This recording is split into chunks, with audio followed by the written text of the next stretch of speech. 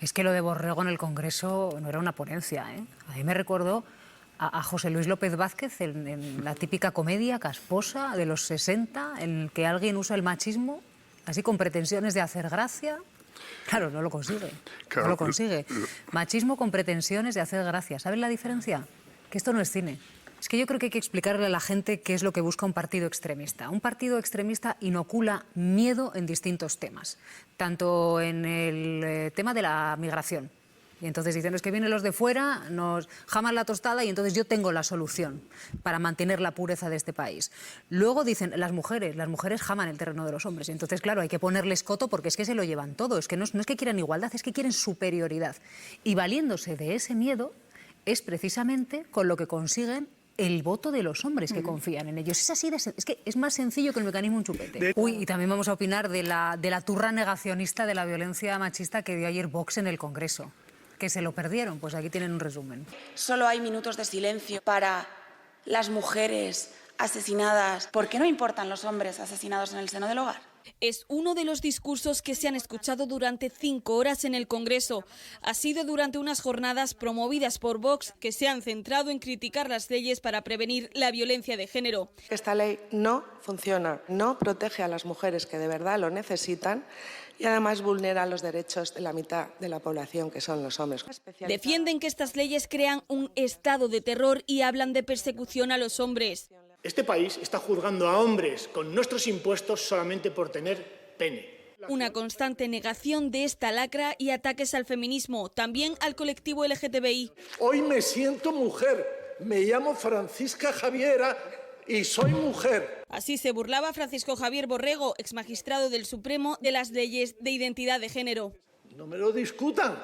Con la complicidad de los asistentes. Muchas gracias. Han respetado mi identidad de género que transitoriamente en 2 segundos he manifestado. De aquella renegacionista y vergüenza bochornosa ha tachado estas palabras la ministra de Igualdad y otros miembros del Gobierno. Cuando hablamos de violencia de género, estamos hablando de una lacra que no puede en modo alguno simplificarse ni unos discursos de ese tipo. Unos discursos negacionistas que las organizaciones feministas señalan desprotege. Lo único que hacen es sembrar una duda social que se lo pone un poco más difícil tanto a las mujeres que sufren violencia como a sus hijos e hijas. También ha sido polémico que estas jornadas se celebren en el Congreso. La ministra de Igualdad justifica que hayan sido aprobadas con los votos en la mesa de PSOE y PP. Y es bueno escucharlo, aunque sea para rebatirlo. Bajo las críticas de Sumar y Podemos. Ya que el Partido Socialista incomprensiblemente ha permitido que se hagan, yo quiero dejar claro que esto no es libertad de expresión. Para mí es una aberración que hoy en día el Congreso sea un altavoz de las posiciones más ultras. En lo que va de año, 25 mujeres han sido asesinadas a manos de sus parejas o exparejas. Joaquín, ¿a ti qué te ha parecido escuchar a este ex magistrado, al señor Borrego? Se llama Francisco Javier Borrego. El señor Borrego, que es ex magistrado del Tribunal Supremo y del Tribunal Europeo de Derechos Humanos, burlándose de la ley LGTBI. Bueno, me parece que hay reformas legislativas que sin duda pueden ser discutidas jurídicamente o desde una perspectiva social, pero creo que siempre debe hacerse desde el máximo respeto a todas las personas, porque más allá de la regulación de una ley, no hay duda que todavía en nuestro país, en estos ámbitos, hay colectivos vulnerables que merecen que se hable de ellos, digamos, con el respeto adecuado. Y en todo caso, respecto a la situación de conjunto, lo que me parece muy lamentable cuando mueren muchísimas mujeres cada semana en nuestro país por violencia machista, en recordar que en la violencia en la pareja el 95% de los condenados son hombres. En la violencia sexual el 99% de los condenados son hombres. Las víctimas son siempre mujeres en estos casos. Hay una clara situación de discriminación estructural que es innegable y por ello negarlo y encima desde el propio Parlamento, pues no sé, es como negar la ley de la gravedad. En la última década han sido condenados más de 300.000 hombres por ejercer violencia sobre sus parejas mujeres. Estos son datos objetivos que nos demuestran que estamos ante un problema estructural que lo que menos merece precisamente es negar la propia realidad del problema. Joaquín, gracias. Buen día. Gracias, Silvia. Un abrazo. Buen fin de, hasta luego. Sí, Jesús. Sí. A mí me sorprende mucho que a estas alturas el Congreso sea sede de un aquelarre negacionista. Porque, si lo que se explica es que la normativa permite y hasta promociona cualquier tipo de acto que un grupo parlamentario... Oiga, pues habrá que cambiar la normativa. Porque yo discrepo en esto de que es bueno escuchar. No, el es bueno escuchar significa que ya hemos comprado el marco en el que discutimos si la violencia de género es un exceso feminista o es una realidad absolutamente criminal y peligrosa, que cuesta vidas constantemente. Bueno, es que habrá que abordar la cuestión de fondo, que es, oiga, no se puede estar permanentemente comprando el marco, que es el marco trumpista, el marco negacionista, el marco conspiranoico, etcétera. Y se está normalizando tanto como que en el Congreso, y además un ex magistrado del Supremo, que yo cuando lo escuchaba me preguntaba, ¿y qué causas habrá decidido este hombre a lo largo de su vida? No, era un magistrado de lo contencioso administrativo, ¿no? Menos mal. Causas penales y además estuvo muy poco tiempo en el pues tribunal. Espero que en lo contencioso administrativo no hubiera ninguna causa relacionada de la manera que fuera con la emergencia climática, porque ya sabemos lo que podía pasar ahí, y mucho menos si en una empresa, en un ámbito con el Estado contencioso y tal, se cruzaba un asunto de violencia de género. Vaya confianza, vaya confianza en la justicia que expresa o que simbolizan discursos como este, ¿no? Miguel Lorente, muy buenos días. Hola, Miguel, buenos días. Buenos días. ¿Qué perjuicio puede provocar en la opinión pública escuchar, declaraciones negacionistas de este calado y sobre todo escucharlas desde el Congreso? Pues un efecto sumatorio, es decir, en primer lugar, cualquier información, cualquier declaración negacionista, lo que hace no es crear un nuevo escenario, sino reforzar el escenario existente caracterizado por el silencio, la justificación, la minimización de la violencia de género. No olvidemos que, según la macroencuesta, todavía en España un 43% de las mujeres que son conscientes de que sufren violencia y no la denuncian, dicen no hacerlo porque no es lo suficientemente grave. Y un 15,4% de chavales de 15 a 24 años dicen que la violencia, si es de poca intensidad en la pareja, no es un problema para la pareja. Es decir, estamos en una situación que normaliza la violencia de género y que convive con ella desde el silencio y el no reconocimiento. Cuando un mensaje negacionista se produce, lo que hace es reforzar esa realidad. Y al reforzar esa realidad, lo que se produce es generar desconfianza en las víctimas, en los entornos de las víctimas, y generar o reforzar esa confianza en que no va a pasar nada en los agresores. Por lo tanto, es un factor que contribuye de manera directa a la continuidad de la violencia contra las mujeres. Yo estaba pensando, Miguel, en una víctima de violencia machista que escuchase semejantes burradas en el Congreso de los Diputados. ¿Qué puede sentir? Pues efectivamente, un derrumbe emocional, un derrumbe en cuanto a la confianza y esperanza que puede tener en que esto que está sufriendo acabe en algún momento. Si desde el Parlamento, si desde el Congreso escucha estas voces, ¿qué puede pensar una mujer que la está escuchando todos los días a su alrededor? La trampa, es decir, el gran error, la gran irresponsabilidad, la deslealtad que se ha cometido con las víctimas de violencia de género, cuando no traición, es que se ha permitido instrumentalizar el Congreso para reforzar el mensaje.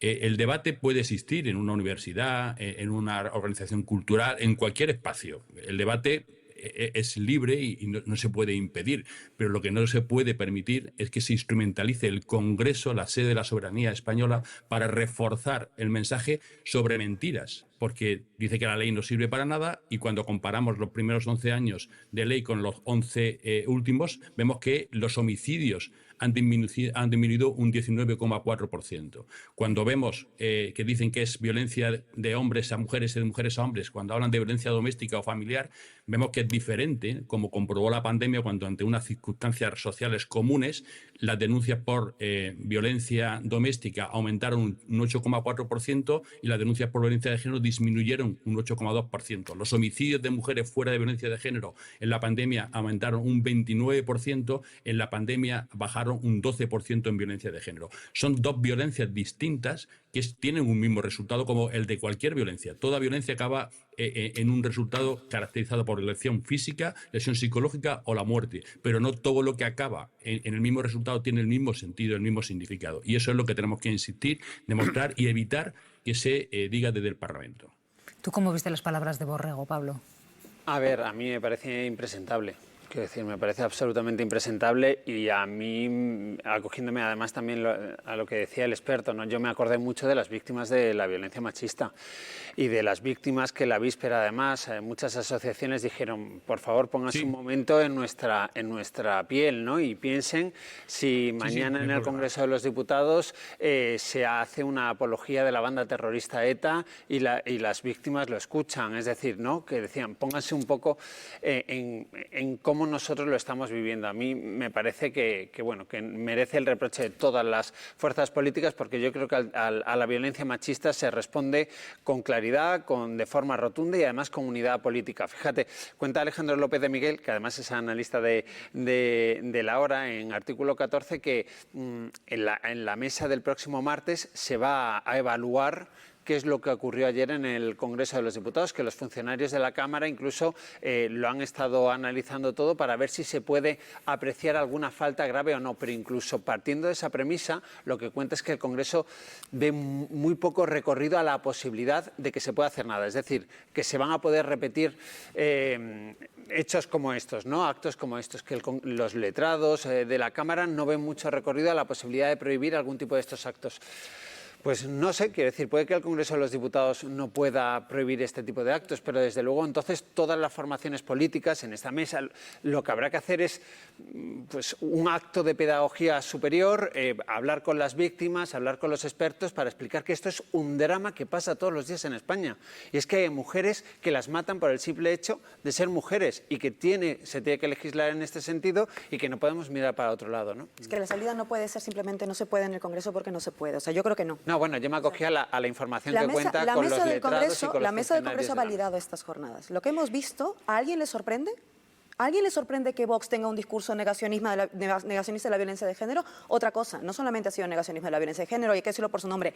Ayer ha habido transfobia en el Congreso, transfobia, y hay que llamarla así. ¿Y a alguien le sorprende? No. Y si no nos sorprende, porque ese es el discurso de Vox todos los días, ¿por qué se les permite que puedan hacer una jornada así? No olvidemos que estas jornadas han sido posibles con el voto a favor también del Partido Socialista. Por mucho que la ministra de Igualdad, Ana Redondo, después diga que le parece muy mal. Pues entonces, dimita usted porque parece que no está de acuerdo con que su partido le ha permitido en la mesa ocurrir. Y no basta con decir simplemente es que no se puede porque el reglamento. Yo en eso estoy de acuerdo con Jesús. Hay que plantear entonces el cambio de ese reglamento. Claro, o en todo caso, tú declararte y decir, no, yo igual voto en contra. Yo igual voto en contra porque el reglamento no te impide votar.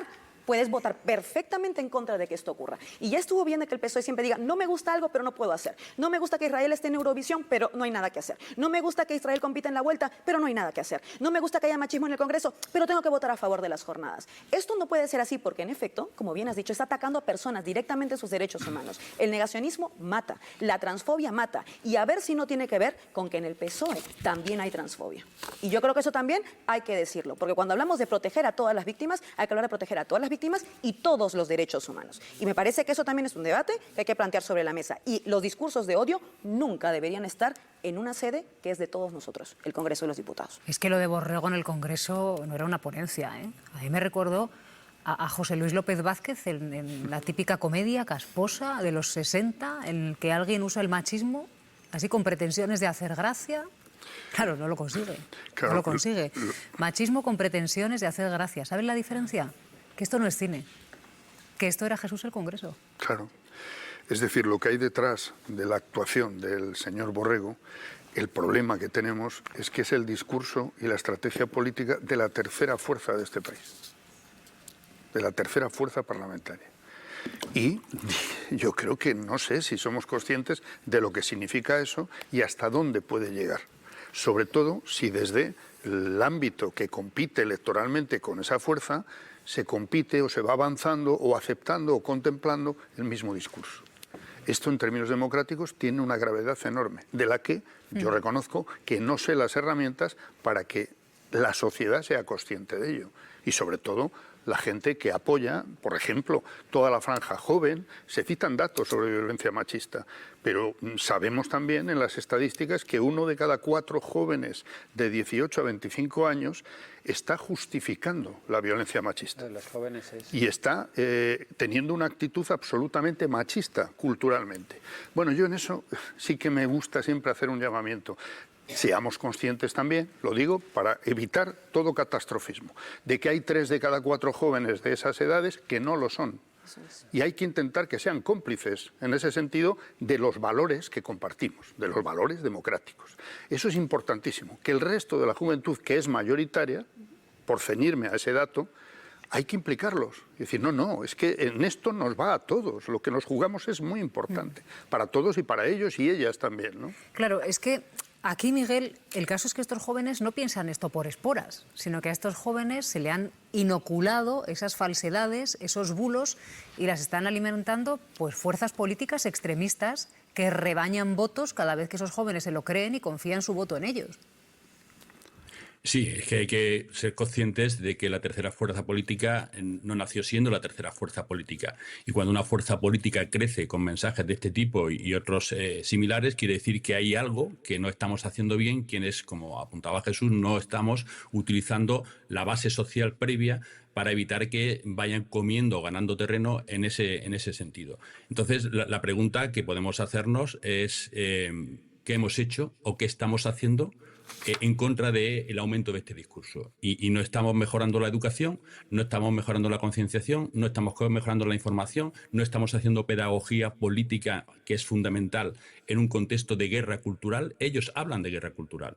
Por lo tanto, ellos están jugando con ese elemento que lo que hacen no es solo cuestionar un resultado, como es el homicidio o el maltrato a las mujeres o a las personas trans, sino que lo que están haciendo es jugar con los elementos identitarios que te dicen que ese tipo de políticas van en contra de tus valores, de tus ideas, de tu familia, de tu modelo de sociedad. Porque al final el negacionismo es afirmacionismo. Es decir, se niega aquello que cuestiona tu modelo, con lo cual lo que se está haciendo es afirmando tu modelo. Entonces, no estamos haciendo lo suficiente para contrarrestar ese avance que se está produciendo, porque el 20% de los jóvenes que piensan, según el estudio del Centro Reina Sofía de la Fundación de Ayuda a la Drogadicción, que la violencia de género no existe, que es un invento ideológico, bueno, es que ha aumentado. Es que en el barómetro que hicieron en el año 2019 respecto al del 21 era del 11%, es decir, que ha aumentado un 40% el porcentaje de jóvenes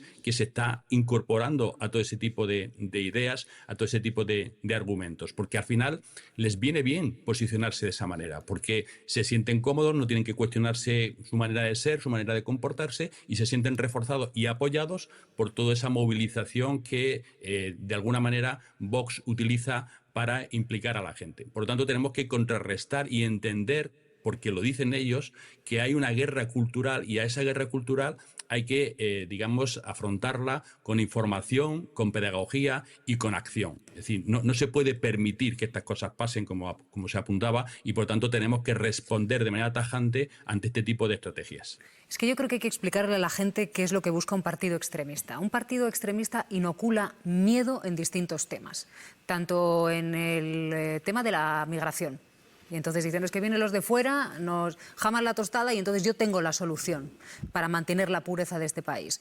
Luego dicen, las mujeres jaman el terreno de los hombres. Y entonces, claro, hay que ponerles coto porque es que se lo llevan todo. Es que no es que quieran igualdad, es que quieren superioridad. Y valiéndose de ese miedo es precisamente con lo que consiguen el voto de los hombres que confían en ellos. Es así es que es más sencillo que el mecanismo un chupete. De hecho, fijaos, y yo lo voy a coger también en los últimos comentarios que hacíais, que hay una cosa que estamos estudiando mucho ahora y está ocurriendo a nivel global, y es una creciente brecha ideológica entre hombres y mujeres jóvenes. Estamos viendo que mientras que las mujeres jóvenes están estables o girando hacia la izquierda, los hombres jóvenes están girando cada vez más a la derecha, y está pasando en todo el globo. Esto es importante recordarlo porque Irene Montero no ha sido ministra de Igualdad de todo el mundo. Es decir, no hay un elemento elemento idiosincrático aquí en el que tú puedas decir tiene que ver con el elemento del feminismo de los últimos gobiernos. No, no, está pasando a nivel global. Y cuando intentamos explicar por qué, y estamos trabajando todavía en ello, el principal mecanismo que encontramos es lo que llamamos el sexismo moderno. Y yo creo que merece la pena distinguirlo, porque el machismo tradicional consistía en decir las mujeres a la cocina, los hombres son más fuertes, etc. El sexismo moderno, que es por donde se cuela, tiene como base la negación de la discriminación. O dicho de otra manera, ya hay igualdad entre hombres y mujeres, por lo tanto, las cuotas no tienen sentido, el que las mujeres tengan más posiciones de poder no tienen sentido, somos iguales, y eso permea muchísimo entre los jóvenes que, por ejemplo, todavía no han entrado en el mercado de trabajo. Si vosotros miráis a nivel global qué es lo que está ocurriendo con muchos jóvenes, estamos viendo que tienen tasas de abandono escolar temprano mayor los hombres que las mujeres. Por primera vez a nivel global, las mujeres tienen más estudios que los hombres. Esto no había ocurrido nunca en la historia. Hay un desacople, por lo tanto, de estatus. Por primera vez el hombre tiene que emparejarse con mujeres, las cuales muchas veces van a tener más estatus que él y no sabe una parte de él cómo relacionarse. Tenemos nuevas sexualidades. Esto no había pasado tampoco antes de una manera tan abierta, lo cual obliga a cambiar tu enfoque. Y además tenemos a un pequeño traidorcillo en la socialización de los jóvenes que se llama el algoritmo, que está trabajando por debajo de la superficie, y tenemos a jóvenes que cada vez se aburren más en las aulas y que están continuamente enganchados, como nos pasa a todos, a las máquinas tragaperras de nuestro tiempo, que son los móviles. Y los móviles te llevan saltando de uno a otro a diferentes contenidos que refuerzan prejuicios previos sobre cómo relacionarte con las mujeres. Por lo tanto, yo creo que esto es una dinámica sociológica muy compleja, pero ahí es donde tenemos que empezar a mirar. ¿Cómo romper esta lógica de que esto es un juego de suma cero? O ganan ellas o ganan ellos. No, no, no. Una sociedad más igualitaria gana el hombre y gana la mujer. Es decir, ganamos los dos, porque en realidad es un acto de justicia. Y luego ya veremos cómo lo gestionamos, etcétera. Pero ahí hay que hacer un esfuerzo, creo yo, también de acompañamiento y a veces no de estigmatizar. A veces tenemos la costumbre como de al joven de 14, 16 años que dice una barbaridad, pues señalarle con el dedo, y eso le va a generar efecto rebote. Yo, al contrario, lo que creo es que, fijaos, y voy a añadir más cosas a la coctelera, desde la COVID-19 nos hemos vuelto una sociedad mucho más individualizada. ¿En qué sentido? El ocio cada vez ocurre más de manera online y hay menos espacios de socialización compartida para los jóvenes. Muchos centros de juventud se cerraron, hay menos sitio en las calles, y ese repliegue yo creo que todavía le da más importancia al online y menos al roce, y yo en esto sí que tengo algo muy claro. Yo creo que el roce hace el cariño. Es decir, juntar a los jóvenes, también con diferentes generaciones, a ellos y a ellas en espacios compartidos, yo creo que es parte de lo que cura ese miedo que tú dices que intentan inocular, porque luego cuando está en el día a día se ve que todo es más normal y es más llevadero que lo que nos cuentan. Miguel, a ver si puedes darnos un poquito de esperanza después de la tabarra negacionista de ayer en el Congreso, por favor.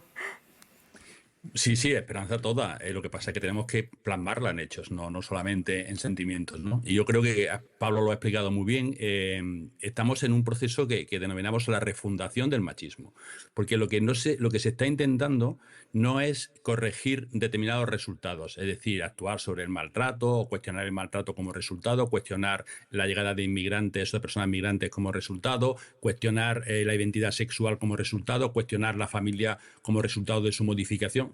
No, eso cuaja en la sociedad y eso es asumido por la sociedad porque se presenta como un refuerzo de la identidad, de lo que somos, de lo que hemos sido. Y la refundación del machismo, que es una estrategia que se viene llevando a cabo desde hace años, cada vez más sofisticada, pero también cada vez de forma más directa, más explícita, el machismo explícito que puso de moda Donald Trump en su primer mandato, también maltrato, es algo que se ha continuado ahora, ¿no? Pero la refundación del machismo lo que viene a decir es que si somos lo que hemos sido históricamente, tradicionalmente, tenemos que ser lo que somos. Es decir, que el futuro sea una continuidad sobre lo que hemos sido. Y por lo tanto, la distribución de roles del trabajo, la limitación del acceso a las mujeres a determinados puestos o lugares, la recuperación de los elementos tradicionales que estamos viendo en la gente joven con las denominadas tradwives, ¿no? Las influencers que lo que hacen es reproducir el modelo de esposa amadísima, dedicada al cuidado de su marido y de sus hijos. Bueno, pues eso está